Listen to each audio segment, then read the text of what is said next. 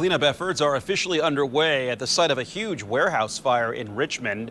Today, the Environmental Protection Agency told us crews will be on scene 5 days a week, working to get rid of hazardous material left behind by that fire. Back in April, the flames burned for days and forced thousands to evacuate. WRTV's Rachael Wilkerson shares the timeline of the project and what it will cost. As cleanup begins here at the My Way trading site in Richmond, warning signs of asbestos line the fence. There are also air quality monitors that track how much hazardous material is getting into the air. The EPA says it's confident that residents will be safe throughout this process. Cleanup comes with a price tag of more than $3 million. The first step is to clean and recycle the steel, a process the United States Environmental Protection Agency says will take around 2 to 3 months. The following 3 to 5 months will be spent shipping the fire-related debris to EPA-approved landfills. I'm happy to see things getting cleaned up finally. Excavators and cleanup efforts is a sight Brad Marshavowski is thankful to see. He lives 2 blocks away from the asbestos-contaminated rubble. It should have been cleaned up a long time ago. The warehouse for plastics caught fire on April 11th. It burned for several days as plumes of black toxic smoke billowed into the air.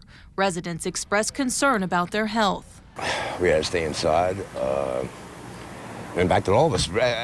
With those types of chemicals, we're waiting for ongoing problems. EPA on-site coordinator Alan Gerald says crews are using air monitors and other devices to track the dust. Lead and benzene chemicals were also found during testing, but Gerald says asbestos is the biggest concern.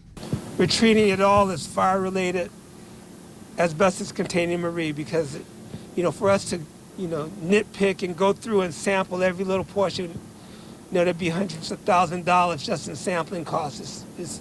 It's more expedient and more efficient. While the warehouse site is around 14 acres, the EPA says it's only responsible for the cleanup of 8 acres, citing the area closest to where the fire started doesn't contain enough levels of hazardous material.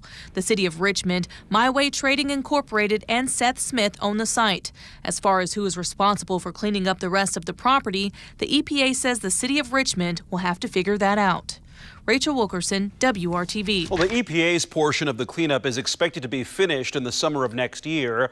The EPA says while the agency is funding recovery efforts, its legal team could take action against the city and owners to get some of its money back.